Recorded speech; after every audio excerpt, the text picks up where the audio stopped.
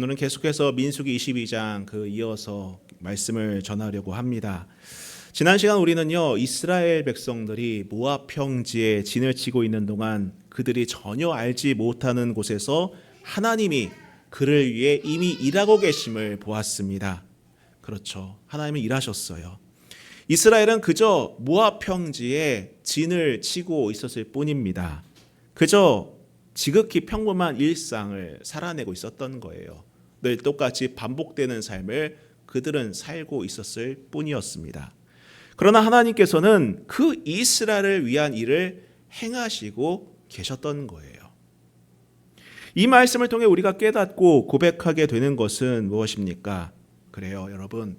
우리가 느끼기에는 지극히 평범한 일상이라 할지라도 하나님께서는 우리를 향한 계획하심과 그 일하심이 있다는 것을 우리가 깨닫게 되는 것 아니겠습니까? 그뿐만이 아닙니다. 우리는 하나님의 또한 놀라운 선언을 보았습니다. 광야에서 그토록 하나님께 혼나고 또 엉망진창이었던 모습을 보여줬던 그 이스라엘 민족들. 그런데 그 하나님은 그 이스라엘을 두고 뭐라고 선언하십니까? 그들은 복받은 자들이다. 그들은 복받은 자들이다. 여러분, 한 주간의 삶을 살아내면서 스스로 생각하기에 나는 복받은 사람이다 라고 생각하셨습니까? 아니면 주일날 반짝 당신은 복받은 사람입니다, 나는 복받은 사람입니다 고백하고 말할 뿐이었습니까? 여러분, 스스로 생각하기에 나는 복받은 사람이다라는 생각을 늘 갖고 사시기를 부탁드립니다. 자기만의 생각이 아니에요. 하나님의 뜻과 의지라는 것입니다. 그래요, 이것이 하나님께서 자기 백성을 바라보는 시선이자 우리를 보시는 마음이다라는 것을 우리는 함께 묵상하였습니다. 이 오늘 본문은 그 다음 이야기입니다. 발람은 결국 자기가 원하는 대로 길을 떠나는 바로 그 이야기죠. 자, 21절부터 한번 다시 보도록 하겠습니다. 발람이 아침에 일어나서 자기 나귀에 안장을 지우고 모압 고관들과 함께 가니 그가 감으로 말미암아 하나님이 진노하심으로 여호와의 사자가 그를 막으려고 길에 서니라. 발람은 자기 나귀를 탔고 그의 두 종은 그와 함께 있더니. 자, 여기서 우리는 아주 당혹스러운 장면을 마주하게 됩니다. 앞서 하나님께서는 분명 발람에게 그래 가도 좋아 라고 말씀하셨어요. 가도 좋다고 허락을 하셨습니다. 물론 처음엔 막으셨지만은 이후에는 그래 가도 좋다라고 말씀하셨어요. 그런데 발람이 정작 길을 떠나자 하나님이 진노하셨다라고 성경은 말하고 있다는 거예요. 아니, 왜 허락은 하셨는데 왜 진노하실까? 아니, 그럴 거면은 처음부터 끝까지 가지 말아라, 가면 큰일 난다, 절대 가지 말아라 하시면 될 텐데 왜 이후 허락하시고 떠나자 진노하실까? 여러분, 우리가 이것을 이해하려면은 발람의 내면을 들여다봐야 됩니다. 하나님의 입장이 아니라 발람의 내면을 들여다봐야 한다는 거예요. 우리가 지난 시간에 살펴보았듯이 발람은 첫 번째 응답에 분명히 거절했습니다.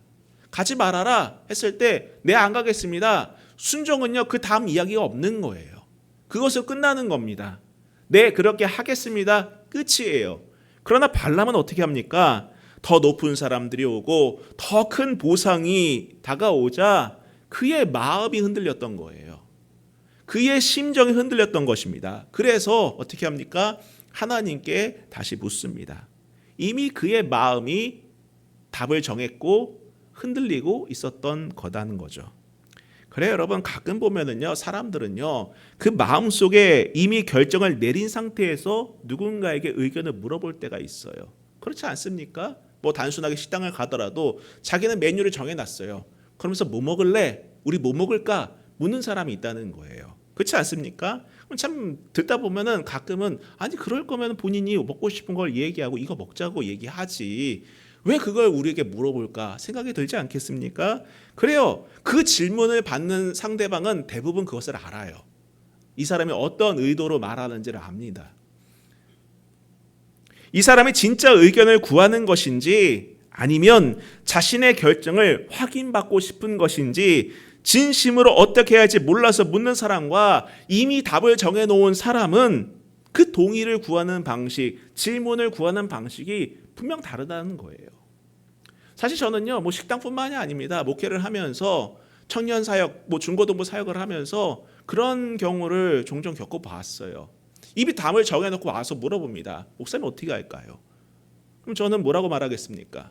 제가 가끔 그런 얘기를 우스개를 얘기한 적이 있었어요. 나는 절대 연애 문제는 뭐라고 안 해. 라고 얘기합니다. 왜냐하면요, 이미 답을 정해놨어요. 난 이 사람을 정말 사랑해. 난 이 사람하고 꼭 만나야겠어. 라고 정해놓고 와서 묻는 거예요. 그러면 저는 만나봐 얘기해요. 왜냐하면 그냥 답을 정해놓고 왔기 때문에.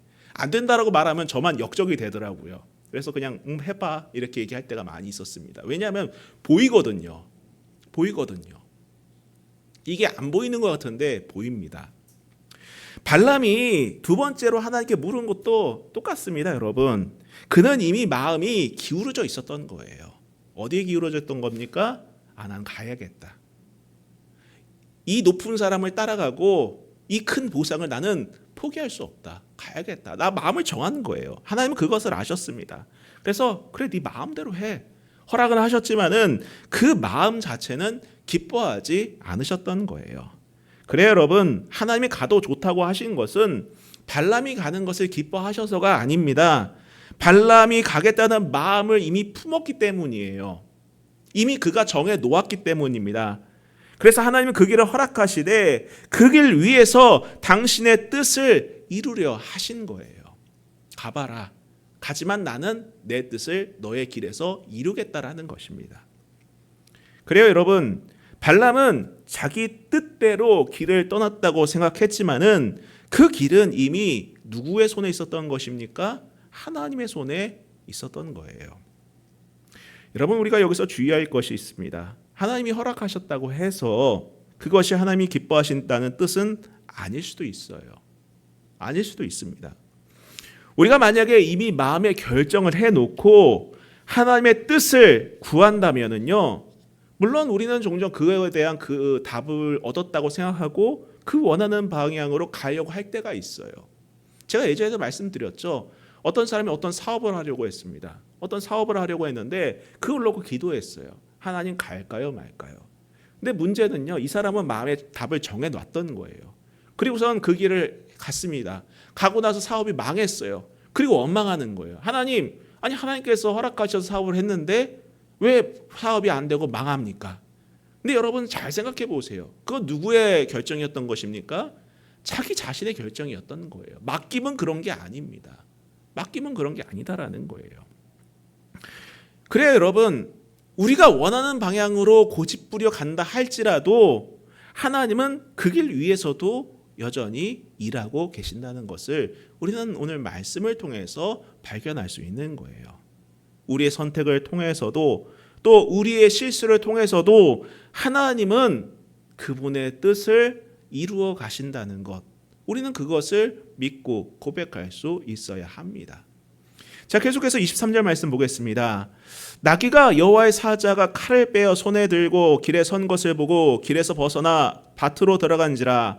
발람이 나귀를 길로 돌이키려고 채찍질하니 여호와의 사자는 포도원 사이 좁은 길에 섰고 좌우에는 담이 있더라.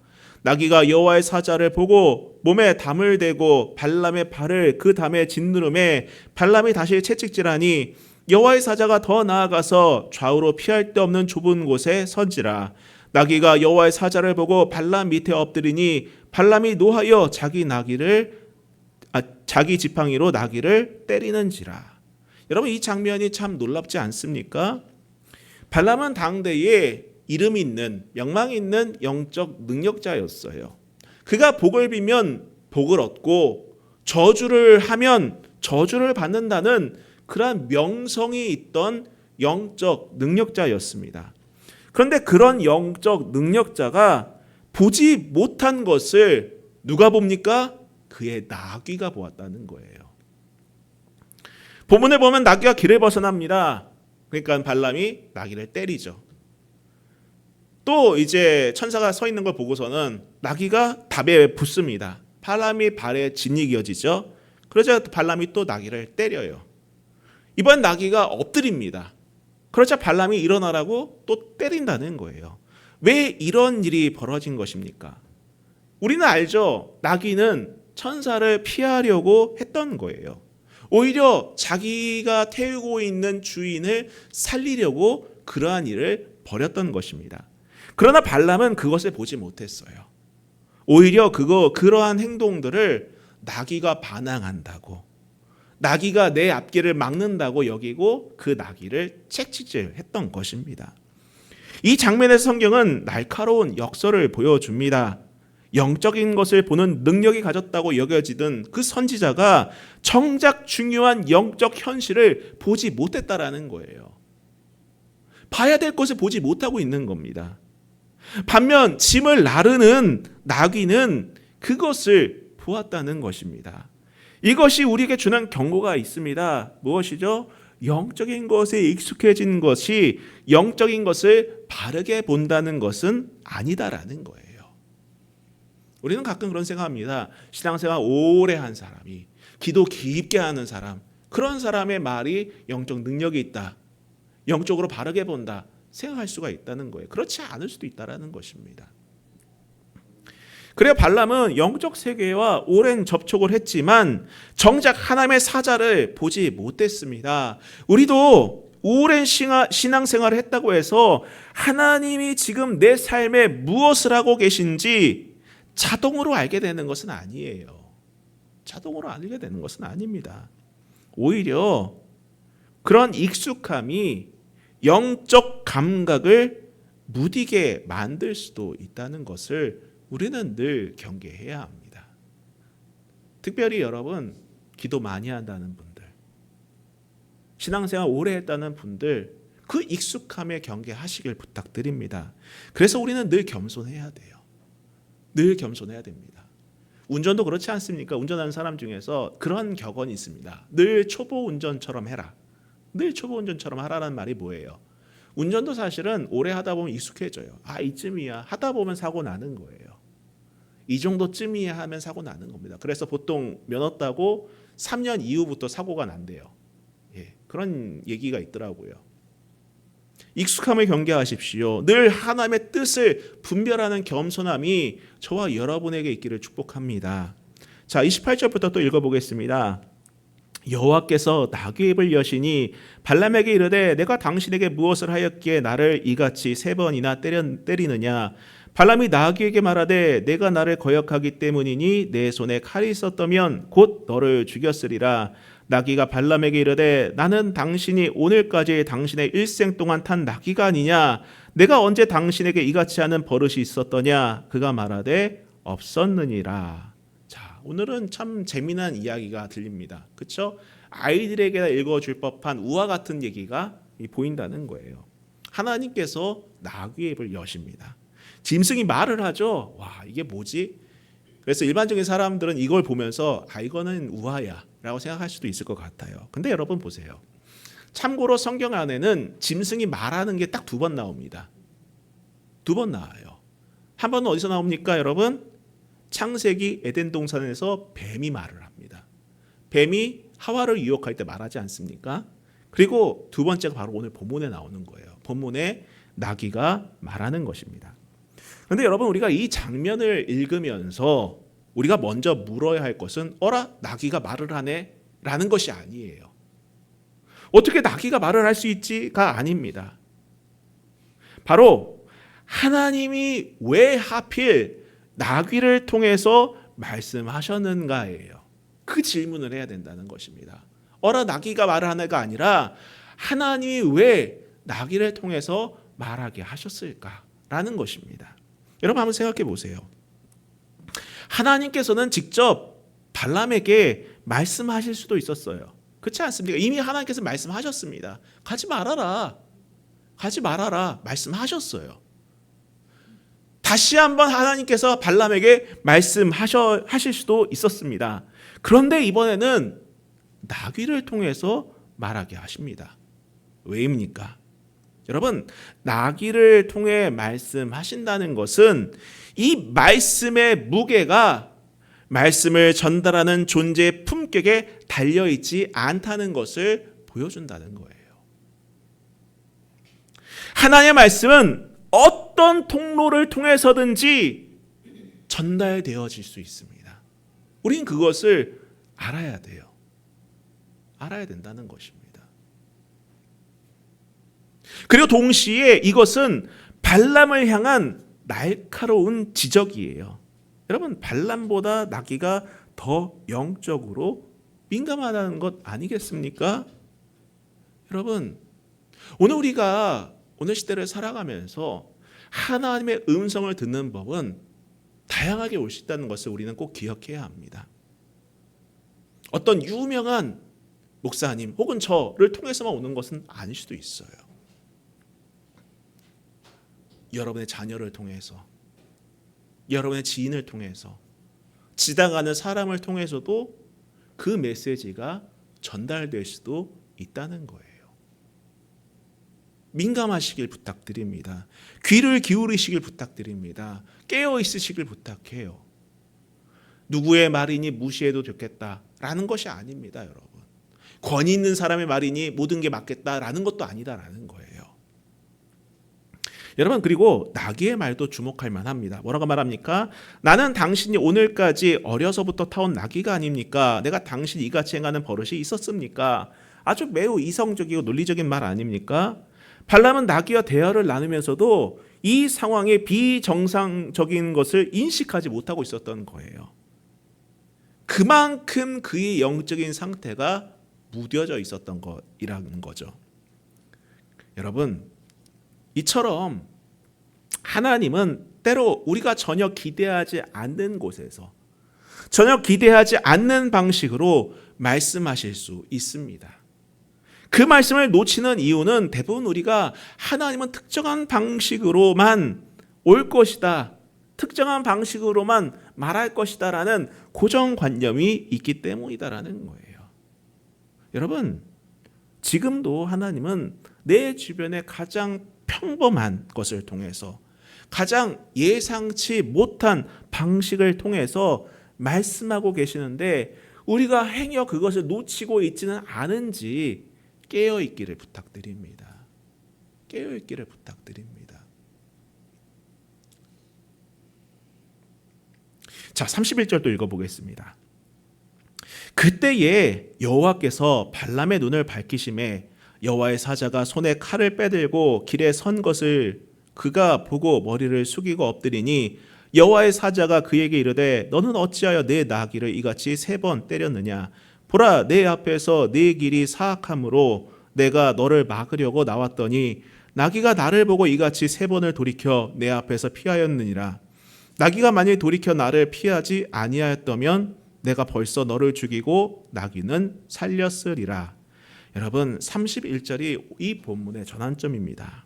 여호와께서 발람의 눈을 밝히시니, 여호와께서 발람의 눈을 밝히셨다고 해요. 눈은 여전히 같은 눈인데 발람은 비로소 천사를 봅니다. 왜? 하나님께서 그의 눈을 열어주셨기 때문이에요. 그리고 그제서야 지금까지 일어난 모든 일들이 이해되기 시작했다는 거예요.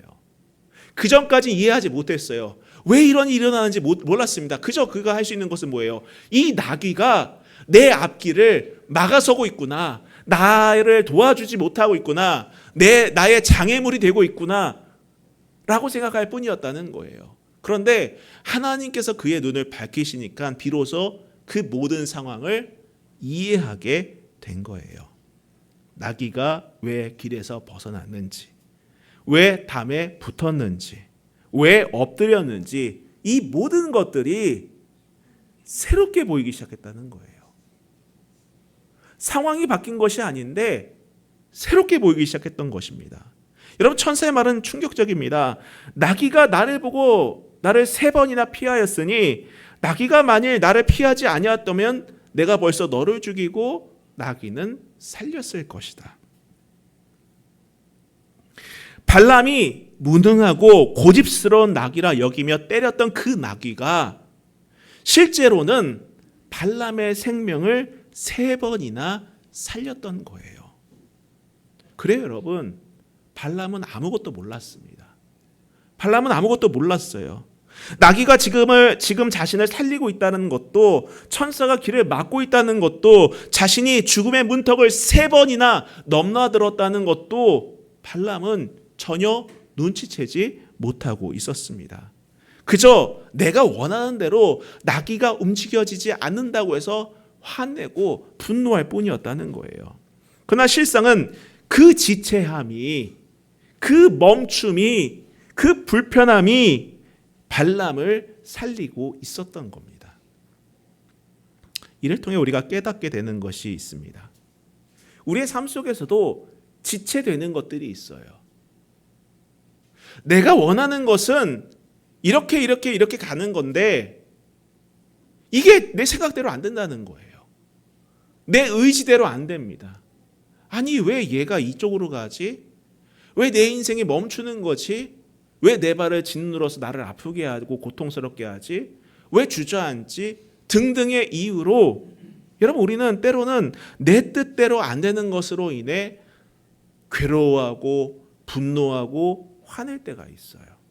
그런데 여러분, 그러한 것들이 실제로는 나를 살리는 것일 수도 있다는 거예요. 저와 여러분을 살리는 것일 수도 있다는 것입니다. 그 지체하는 것들이, 그 불편한 것들이, 그 괴로운 것들이 오히려 나를 살리고 나를 지켜주는 그러한 여정이다라고 볼 수도 있다는 거예요. 물론 당장 그 불편함이, 그 고통이 이해되지 않을 수 있습니다. 그런데 이해가 안 되면은요, 안 되는 그대로 두는 것도 지혜예요. 해석하려고 하지 않으려도 괜찮습니다. 이 고통에는 어떤 의미가 있을까? 이 고통을 통해서 하나님께서 나를 주시려고 하는 것이 무엇일까? 여러분, 그렇게 찾다 보면은 더 괴로워져요. 그게 지혜로운 것처럼 보이죠? 아닙니다. 그냥 그대로 놔두는 것도 지혜예요. 여러분께 추천하고 싶은 책이 있습니다. 이제 빅터 플랭클이 쓴 죽음의 수용소라는 책이에요. 꼭 한번 읽어보세요. 두껍지도 않습니다. 이 정도 되는 책입니다. 저도 그 책을 보면서 참 많이 생각을 하게 되었는데 한번 꼭 읽어보시기 바랍니다. 정신과 의사이자 홀로코스트의 생존자인 빅터 프랭클은 그의 책 죽음의 수용소에서 이런 이야기를 남겼습니다. 아우슈비츠 수용소에서 살아남은 사람들 대부분은 그 고통의 의미를 나중에 발견한 사람들이었다는 거예요. 이 말이 왜 중요합니까? 나중에 발견했다는 게 왜 중요합니까? 그 고통 가운데 있을 때는요, 사실 그 고통의 의미를 몰라요. 모릅니다. 근데 그것을 알려고 하는 사람이 있어요. 이 고통을 통해서 내가 뭘 할 수 있을까? 이 고통이 왜 내게 있는 것일까? 등등 이유를 찾으려고 하는 사람이 있어요. 근데 그것을 찾으려고 하면 할수록 그 심령은 더 병들어 갑니다. 더 병들어 간다는 거예요. 그게 신실한 것 같죠? 아니에요. 신실한 게 아닐 수도 있어요. 더 병들어 간다는 거예요. 고통일 때는 고통 그대로를 감내하시기를 부탁드립니다. 이해가 되지 않는 것은 그대로 놔두는 것도 지혜라고 말씀드리지 않았습니까? 사실 그 고통 한가운데에서는요, 그 의미를 볼 수 없어요. 누구도 볼 수 없습니다. 누구도 볼 수 없어요.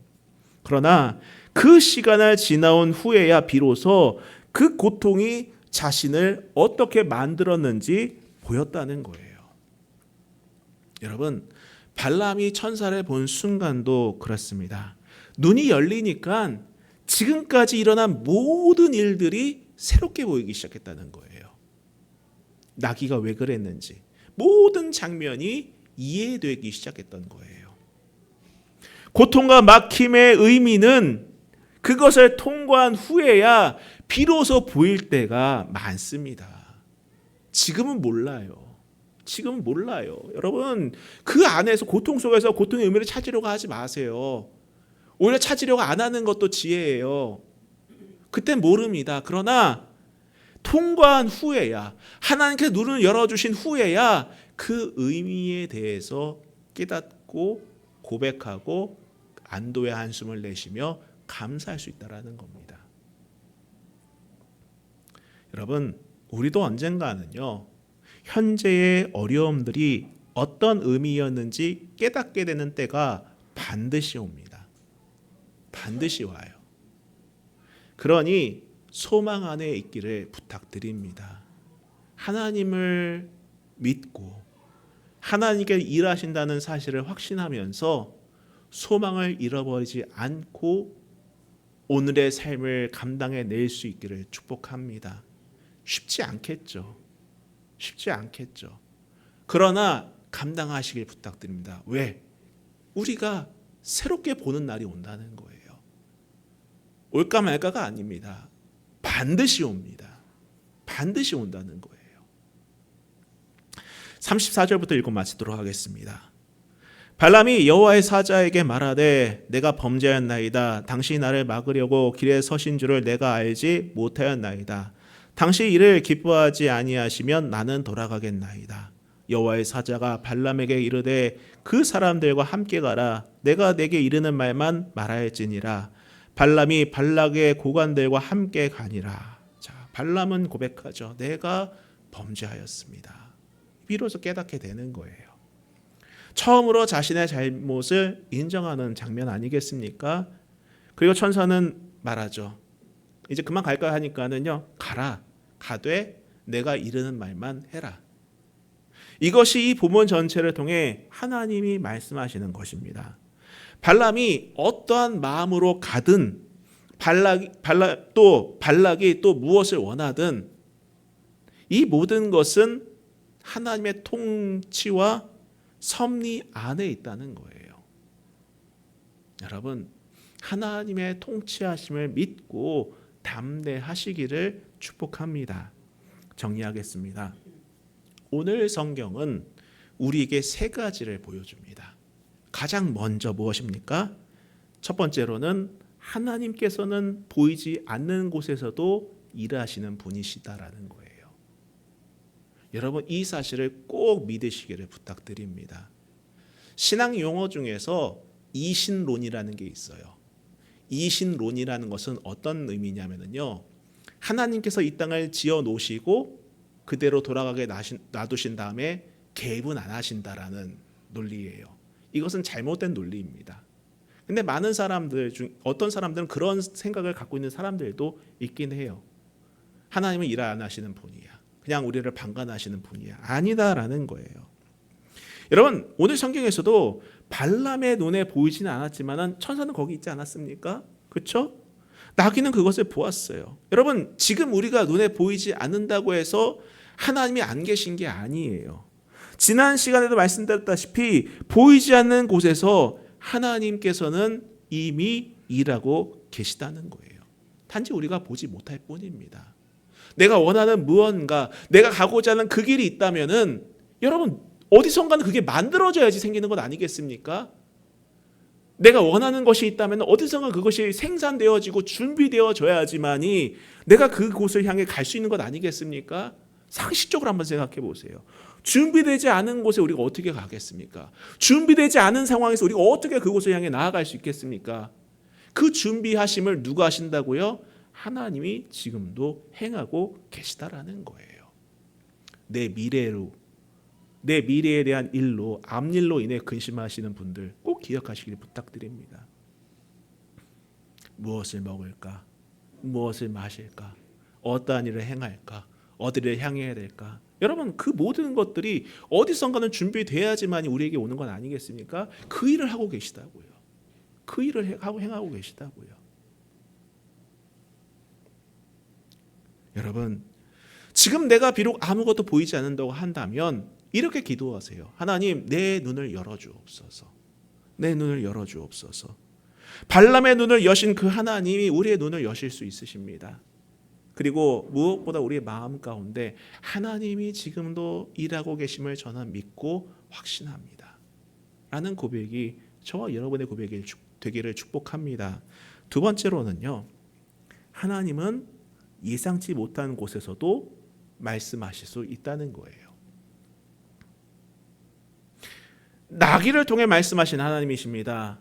그렇죠? 나귀를 통해서도 말씀하신 하나님이에요. 오늘 여러분 곁에 가장 평범한 것, 가장 무시하기 쉬운 것을 통해서도 하나님은 말씀하실 수 있습니다. 깨어 있으셔야 돼요. 영적으로 깨어 있으셔야 돼요. 귀를 기울이셔야 돼요. 기도로 준비하고 계셔야 돼요. 누구의 말이든지 간에 아마 그 부분이 팍 올 수 있습니다. 여러분, 혹시 오랫동안 하나님의 음성을 듣지 못했다고 느끼십니까? 어쩌면 너무 특별한 방식만을 고집할 수 있어요. 하나님은 꿈을 통해서만 말씀하실 거예요. 하나님은 어떤 음성을 통해서 말씀하실 거예요. 어떤 큰 교회 목사님을 통해서 말씀하실 거예요. 아니다라는 거예요. 아니다라는 거예요. 여러분이 스스로 늘 말씀과도 깨어 있으면은요, 그 말씀을 통해서도 내게 말씀을 주시기도 하고, 다시 말씀드리지만은 내 자녀를 통해서도 말씀하시기도 하고, 내 주변 사람을 통해서도 말씀하시기도 한다라는 거예요. 세 번째로 가장 중요한 겁니다. 무엇이죠? 오늘 설교의 주제처럼 내가 짐처럼 여기는 것이 실상은 나를 살리는 것이다라는 거예요. 나는 짐으로 여겼는데 그게 실제로는 나를 살리고 있던 것입니다. 발람은 자기 뜻대로 되지 않는다고 해서 나귀를 3번이나 때렸어요. 왜 내 뜻대로 움직여지지 않는 거야? 라고 하면서 나귀를 때렸습니다. 그런데 오히려 그 나귀가 그 발람을 3번이나 살리고 있었던 거예요. 지금 내 삶에서 짐처럼 느껴지는 게 있으십니까? 불편하게 여겨지는 것들이 있습니까? 때리고 싶은 게 있나요, 여러분? 내 생각대로 안 된다고 해서 화내고 싶은 게 있나요? 그러나 여러분, 그것이 저와 여러분을 보호하는 하나님의 방법일 수 있다는 거예요. 그걸 여러분 잊지 마시길 부탁드립니다. 내 생각대로 되는 게 결코 100점은 아니에요. 보세요. 발람이 자기 생각대로 갔다가 어려움을 겪지 않습니까? 오히려 그가 가는 길에 막아서고 엎드려지고 그 발을 짓눌렀던 일이 오히려 발람을 살리는 일이 되지 않았습니까, 여러분? 여러분, 이것을 통해서 우리가 우리의 삶을 다시 볼 수 있기를 축복합니다. 아마 지금 여러분에게도 짐처럼 여겨지는 것들이 있을 거예요. 그런 사람이 있을 수도 있을 것이고, 그러한 일거리가 있을 수도 있을 것이며, 그런 상황이 있을 수도 있을 거예요. 근데 분명한 것은 그게 저와 여러분을 살리고 있다는 것을 명심하시기를 축복합니다. 지난주에 말씀드렸던 것처럼 하나님은 우리가 아무것도 모르는 사이에도 일하시는 분이세요. 하나님은 그러한 분이세요. 그러한 고백이 저와 여러분의 고백이길 축복합니다. 그러한 고백이 우리의 마음 깊은 곳에서 나올 수 있기를 부탁드립니다. 우리가 기도할 때에도 지금 내 상황이 사방에 우겨쌈을 당하는 것처럼 느껴지지만 이것이 나를 살리는 길이자 지금도 하나님은 자기 백성을 위해서 일하시는 분임을 나는 믿습니다. 나는 고백합니다. 나는 찬양합니다. 라는 고백이 오늘 저와 여러분의 고백이 될 수 있기를 주 안에서 축복합니다. 우리 같이 찬양하고 기도하겠습니다.